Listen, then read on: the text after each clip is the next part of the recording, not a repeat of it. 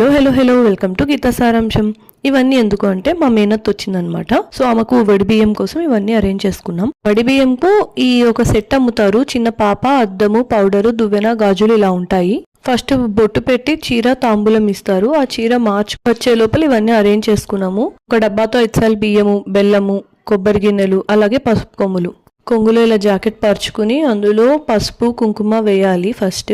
ఆ తర్వాత పువ్వులు గాజులు ఇవ్వాలి. తర్వాత ఇందాక చిన్న పాపది సెట్ చూపించాం కదా, ఆ బొమ్మ వేసి అందులో పసుపు కొమ్ములు వేయాలి.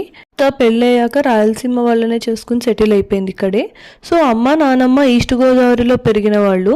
ఈ ప్రాసెస్ అంతా ఎలా అనేది మా అత్త ఎక్స్ప్లెయిన్ చేస్తుంది అనమాట. సో అమ్మ అది ఫాలో అయిపోయింది. పసుపు కొమ్ములు వేసాక ఫస్ట్ కొబ్బరి గిన్నెతోటి 3 సార్లు బియ్యం కొలిచి వేయాలి. ఆ తర్వాత పసుపు కొమ్ము, బెల్లము అండ్ చిల్లర డబ్బులు వచ్చేలాగా 3 సార్లు వేయాలి. ఆ తర్వాత మొత్తం ఇంకా ఉన్నదంతా బియ్యం వేసేసి మొత్తం అంతా వేసాక ఒక 3 గుప్పులు వెనక్కి తీసుకుంటారనమాట. ఆ బియ్యం ఏదైతే ఉందో అంతా కట్టుకున్నాక ఇలాగా తో సహా కొంగుని దోపేసుకోవాలి. తర్వాత పళ్ళు, ఇంకా స్వీట్స్, హాట్ అవన్నీ కూడా చేతికి పెట్టారు. అమ్మమ్మ కూడా ఇక్కడ తాంబూలం ఇస్తోంది. తర్వాత దేవుడి గదిలోకి వెళ్ళి దండం పెట్టుకోవాలి. ఆ తర్వాత పెద్దవాళ్ళందరికీ కూడా కాళ్ళకు దండం పెట్టుకుంటారు. ఇంకా మా అత్త మా నాన్నమ్మకు, నాన్నకు, అమ్మకు పెట్టింది. మా అమ్మ చిన్నది కానీ వదిన కాబట్టి పెడతారనమాట. అలాగా 4 మేనత్తలు, అందరితోటి బాండింగ్ బాగుంటుంది.